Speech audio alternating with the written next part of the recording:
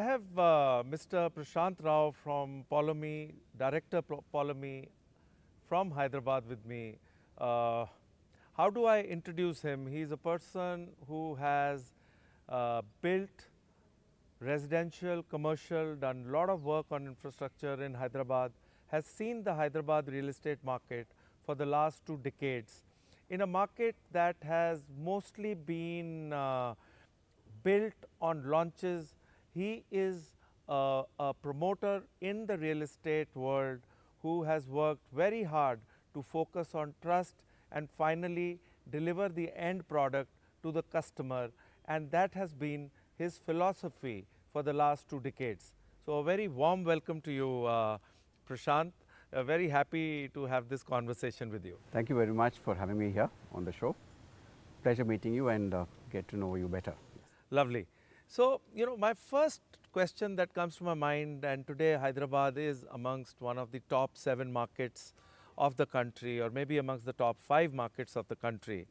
And you have seen Hyderabad over the last 2 decades.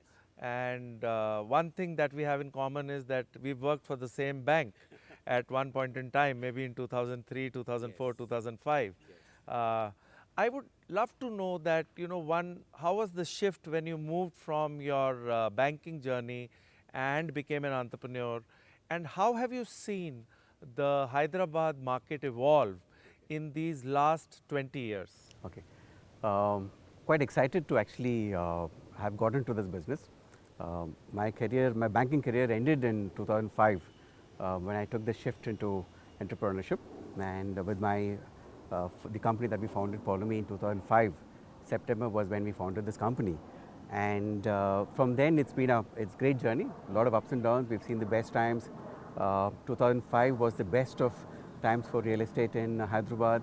2005, 2006 was one of the best years. Then we've seen a slump where the state went through an agitation process for a separate state. So almost 7 years, the real estate was very slow. So that's when we ventured into infrastructure works as well. We've done a lot of works within the state, outside the state as well, some in UP, some in within the state. So that has given us a lot of growth as well, and understanding of this business in a better perspective, yes. But how's the market now? If you have to compare it the last decade and this decade, and especially after COVID, say from 2001 to 2021 to 2025, how do you look at the market currently? That's been the golden period of real estate in Hyderabad especially. Post-COVID, there was a lot of apprehensions, how it's going to happen, nobody was very sure. But I think those 2 or 3 months when all of us were locked up in our houses, the value of housing or the importance of housing came up. And then we saw a sudden surge in demand for housing. And that's when we actually launched one of our most premium project, which is Poulomi Palazzo, which was an offering post-COVID. So I think a lot of learnings have come in post-COVID. The commercial reality segment also has evolved a lot post-COVID, because again there were apprehensions about whether work from home would actually work or whether people would actually come back to work from offices. Wonderful, wonderful. So what would be the average going price of the residential market in Hyderabad? If you had to just explain quickly, how are the prices right now, and what has been the price appreciation, say from 2021 till now? And if you would want to explain some of the pockets so that we get a more granular understanding of the Hyderabad market, especially the residential market. See, residential, I think west of Hyderabad has always been the hotspot for Hyderabad reality in the last 10 years, the last decade, I would say. Primarily because all the software companies are all located in and around the west of Hyderabad. So I think in terms of appreciation, as you ask, we've seen 100% growth from 2002 to 2022 to 25. We've seen almost 100% growth. Because we were selling apartments at so about... very much similar the way the entire country, actually the top 7 cities of the country have behaved. When I was going through your illustrious career and the way you've kind of moved as an entrepreneur in the real estate world and developed Poulomi as a brand, your roots lie in infrastructure development, right? Am I right? Yes. And I would want to know, how has that helped you to build, Poulomi as a real estate brand. And what have been the learnings from there that you've actually been able to implement while you built this development arm? So infrastructure was actually an afterthought, came in post 2007 when the separate state was going through an agitation, sorry, when the state was going through an agitation for a separate state. We had a huge manpower was dependent on us. Market was very slow. So that's when we decided that why don't we get into infrastructure.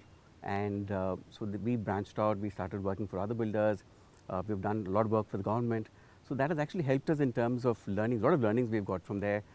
Understood timelines to work within very strict timelines, either to quality, either to specifications, design. So a lot of challenges that you work in when you're working for somebody else rather than working for yourself. So yeah, that has given us a lot of learning and understanding and helped us evolve in our own development projects now. So I saw something very interesting which you really focus on, which is peace of mind as a metric, and you talk very openly about it. My point is that I was just thinking, how do you ensure that peace of mind as a metric is getting implemented by you and your team for your clients on the ground on a day-to-day or a regular basis? Yes. See, the tagline peace of mind came in because generally there's a perception in this market that builders are troublesome, right? And when somebody is purchasing a house, it's one of his most valuable possession, and there's a lot of attachment to this house. So if we are able to deliver that peace of mind to that customer, there can be nothing better to him, right? So we ensure that right from the planning stage, when we start a project, the location of the project is important, right? So the process of the customer when he comes to choose an apartment, from there starts our interaction with him, to the process of him finalizing an apartment, to the construction process when we keep updating him regularly on the progress of his apartment, and then finally to handing over when he moves into his newly made home.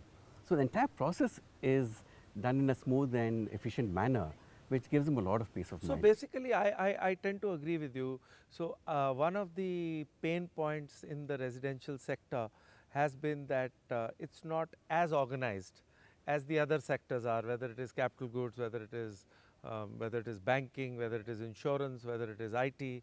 And when you say organized, I think it's also about regularly communicating with the client, from pre-sales to sales to post-sales to collections and then to handover. So you are saying that that has been the core? Yes. I think this industry has actually evolved in the last 2 decades. If you see 20 years back, we were very unorganized, right? No big projects, no big brands as such. I think from there to the current decade, the real estate industry has really evolved a lot. We've become more professional. So I think the entire process is more streamlined now. And I think so the customer is much more informed in this situation. So yeah, so I think the overall gambit is different now. So there's been a lot of connection between us, and it's quite uncanny, But the latest connection is that you know that I was the CEO for Bhartiya City, which is a 150-acre integrated township in Bangalore on Thanisandra Road, Yes. and then you tell me that your new project in Bangalore is coming right there, and you're going to be the neighbor there. And obviously, I've moved on and become an entrepreneur, and that's a great micro market. But the core philosophy when I was running Bhartiya City was always around people, and integrated townships have been very important now, and we have also seen that a price of a residential society, if it is in an integrated township, it is higher than a price of a residential society if it is standalone. Even the rental yields, if it is in an integrated township, are more than in a society which is a residential society, which is a standalone. And core thing that I used to also talk about was that integrated townships are all about community. It is about people. It is work, play, safety, amenities, design, but it all revolves around people. And as I was, studying about Poulomi, I realized that you also focus a lot on people when you're designing your projects, and it is not just about how the project looks. So Has that helped you? Where did that thought come from? And have you been able to achieve something differentiated in Hyderabad because of this vis-a-vis your competition? I would really want to know more about this. I'll just break this up into two parts, I would say. Yes, it's a great coincidence that you were with Bharatiya City earlier and then we happen to be neighbors there. So it's a lovely understanding and we are very happy to meet you in that way. Yes, so Bharatiya City acquisition, we've just acquired land from Manita along with Manita. We are abutting Bharatiya City in Tanisandra. It's an 85-acre township again being developed by Manita as probably Manita Tech Park 2 or something.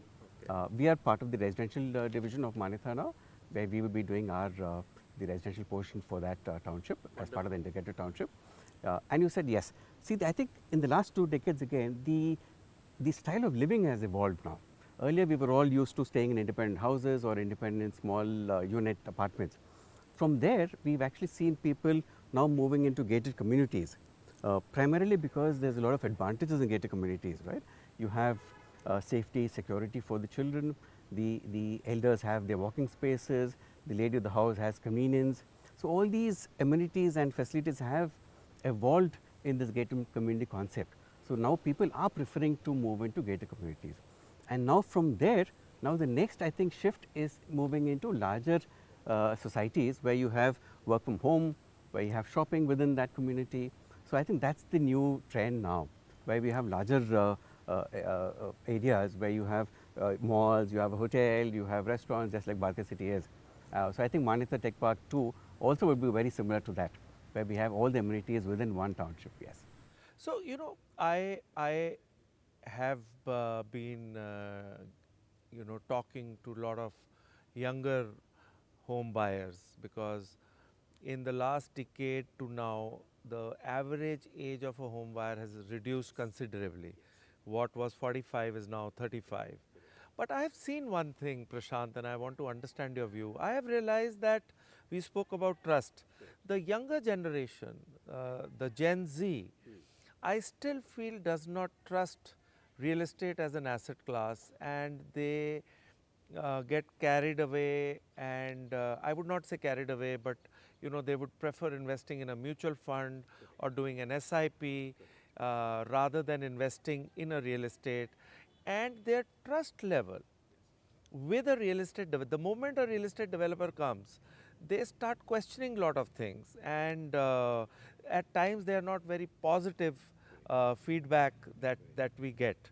And you have been speaking a lot about trust.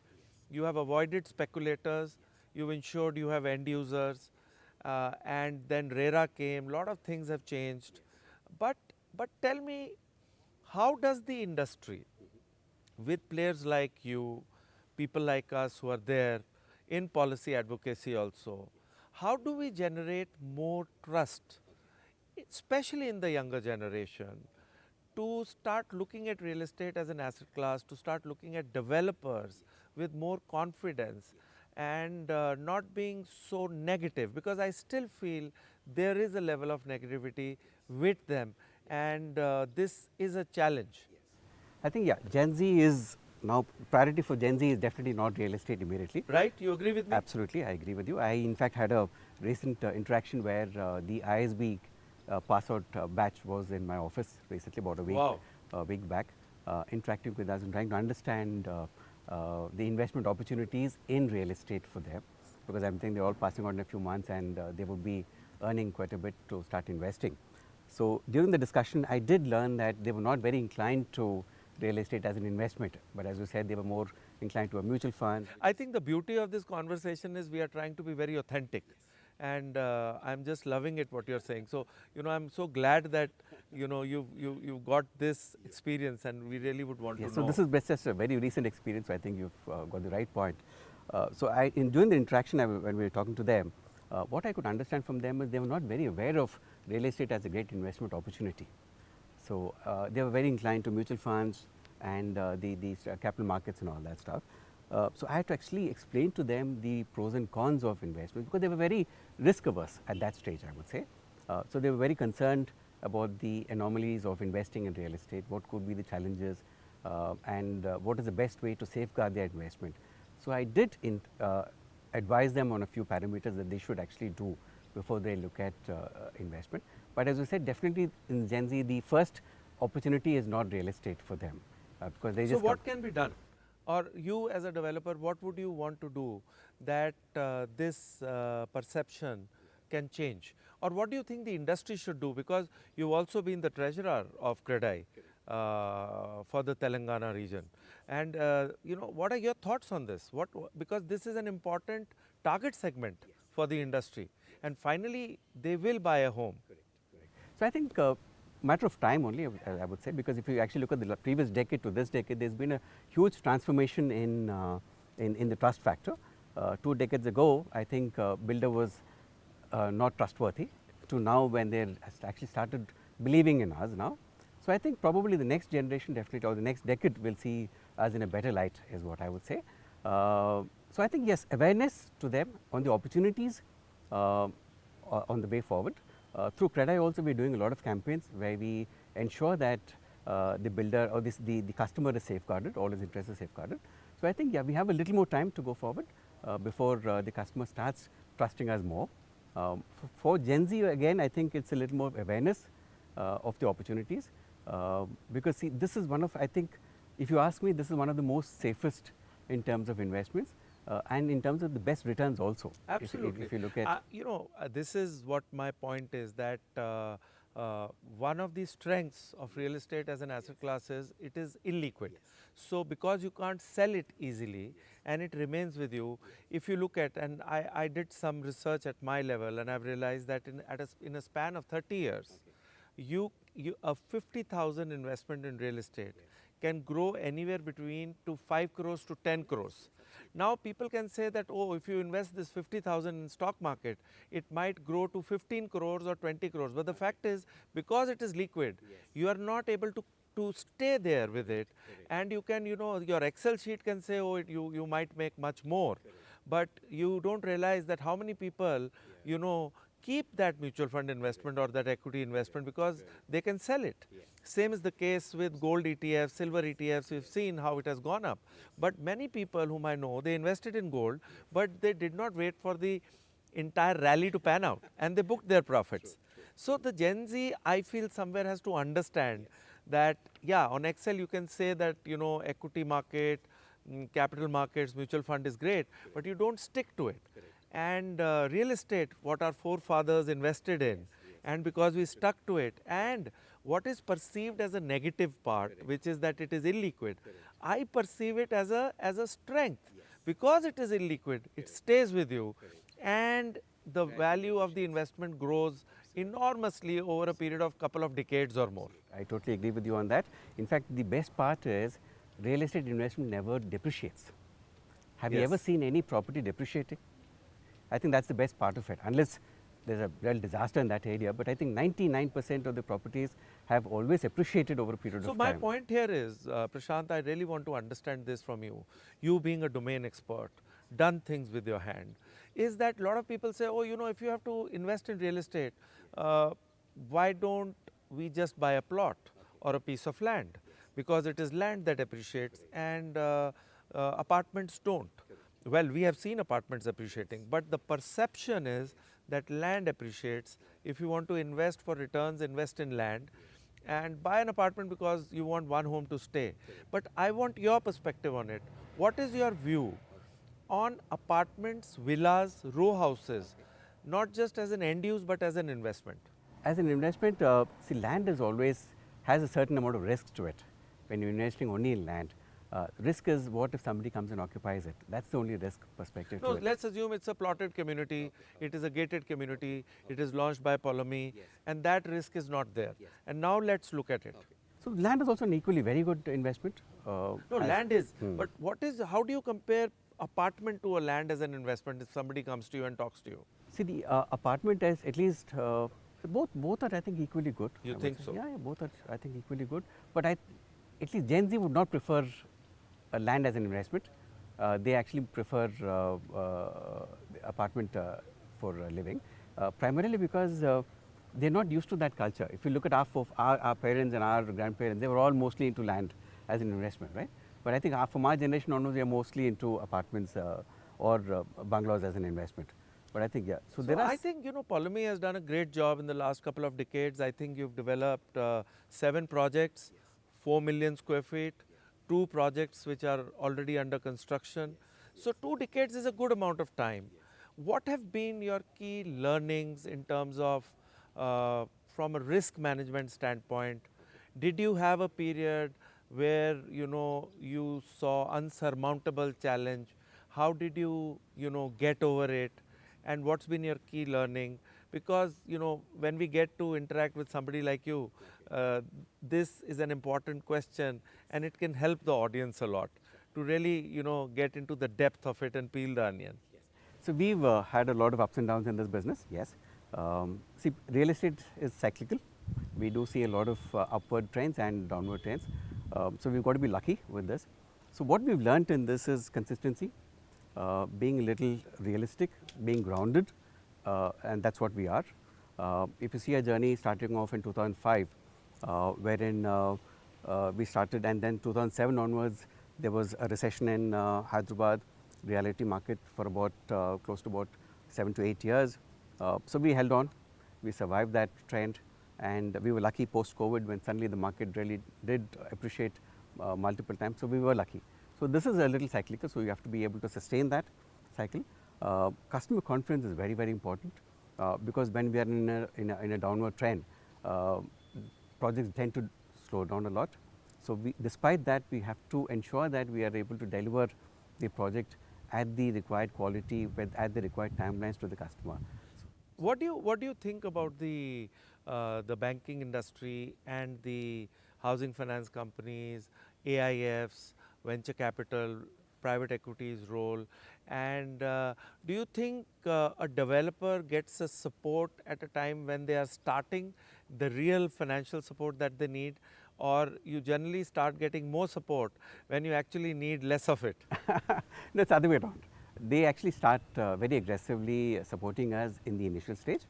So that's very much required for us because the financial closure gives us the comfort to go forward despite the market situation because the market might suddenly slow down midway in the project, right? But tell me, is the support at a platform level initially, or is the support because you have collateral, you have land, and that can be kind of, worked out as a collateral? Because I'm saying, is that support more on the debt side, more on the equity side, or somebody coming, imagine 2 decades back and saying, Poulomi is going to do this, we love it, and we want to come in as an equity partner, and here we invest 500 crores. So is that something which is a dream world, or do you think is that something that is possible, or was that possible 2 decades back? 2 decades back, no, because I think it's still considered a little bit of a risk proposition. The realty business is still considered. So it's cyclical again. When the business is doing very well, financial institutions do support us a lot. But when there is a slowdown, obviously they are risk. We've been in this business, so we know better, right? So there are challenges that we do face when there's a slowdown in this market. But I think once you've developed a certain image in the industry, I think then financial companies do support you in good or bad times, yes. So, there was something going on in my mind. So, if today you are building a community for the next 20 years, and there's a project that you want to build, which is a 200-acre project, I would want to know what are the things that you would want to change that you have been already doing in that new project, and what are some of the things that you will never leave and you will stick to and create that futuristic project which would be relevant even after the next 20 years. I think, see, this entire industry is also evolving a lot in the last decade that we've seen. Earlier on, we were very used to very simple, minimalistic houses, right? Now all of us are traveling and we go around the world and we see such beautiful buildings. We go to Singapore, we see a lot of greenery. We go to Dubai, we see all these wonderful skyscrapers. So I think all of us are yearning for something like that in India. So I think that has helped us evolve also as a developer because we want to give the best to the customer, right? So that's how, in fact, if you look at my latest project, Poulomi Palazzo, was an inspiration for my travels abroad. When I used to go to Singapore, I used to see all those green and lovely buildings, and I used to always think one day I should build something like this in India for our Hyderabad customers. So when I was lucky to get this plot of land in a very prime location of Kokapet, this was a government auction land, so title was very clear, location was right abutting the outer ring road. So that's immediately when I said, why not we do something very similar to that. So we're doing very luxurious houses there, very premium, with a lot of greenery, with a lot of open spaces. So this is what we're trying to do there. So I think this entire industry is evolving over a period of time. So what we would like to ensure that is going forward, townships is the future, because that's where people can work and live conveniently, because travel is a big issue now. If you look at Bangalore, look at Hyderabad, look at Delhi, look at most of these cities, the way traffic is growing, traffic challenges are there. So definitely working, so staying closer to work would definitely help improve the work-life balance for a family.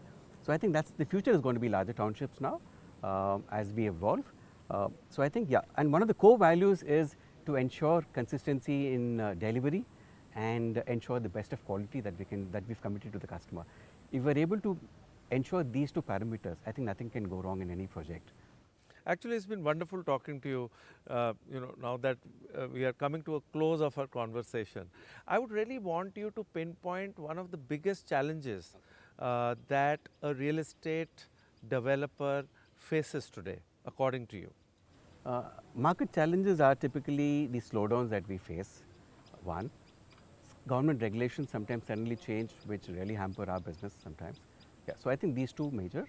And one of the major concern or requests that we've been always asking for is to get us an industry status. That's been our request to the government for many years now, which we've been still asking for, which hasn't happened. So I think that will actually help us get better funds. Any view on the current budget that just went by? Nothing much for our industry as such, actually. And why do you think that happened? I don't know. I think the priorities at this time were different for the government here. They didn't, in fact, nothing big at all for our JIT segment at all. But maybe that also means that I think, yeah, it was a more infrastructure-led budget, and it also, in a way depicts, at times I say no news is good news. It kind of keeps things, stable, consistent, yes, and consistent. So my last question to you is, how would you want, and this is my favorite question in any of these conversations that I have, how would you want yourself to be remembered as an entrepreneur? Just one thing, if you have to say, if somebody has to say, this is how Mr. Prashant Rao was as a professional, as a leader, as a human being, you can choose anything. But how would you want yourself to be remembered, and what is the legacy you want to leave behind? Just being passionate about what I'm doing. Today, I'm very passionate about my work. I involve myself totally in each project, right from the planning stage to the end handing over process. In fact, post handover also, I directly interact with customers, attend to any query that they have, any issue that they face. So I think that gives me a lot of satisfaction. Right? So especially when I walk into these communities which are occupied, and customers or residents come up to me and thank me for having delivered such a wonderful project to them, that gives me a lot of satisfaction. And I think I would like to be remembered for that. Actually, it was wonderful talking to you, and the banker in you, I think, is very alive. It's great to see so much of professionalism, and I think the Indian real estate is really changing for the better with entrepreneurs like you, promoters like you, coming into the space, and that has been one of the objectives of this real talk that we do, so that the Indian audience actually see who are the people behind this such an important industry, which is actually currently 7 to 8%, of the GDP, going up to 13% of the GDP, the second highest employer, a real estate industry, a market that is going to be $1 trillion by 2030, and if it is $500 million today, plus or minus 10%, that means the industry has to double in the next 4 to 5 years. So it was wonderful talking to you. Thank you so much. Thank you very much. Thank you so much. Thank you. Thank you.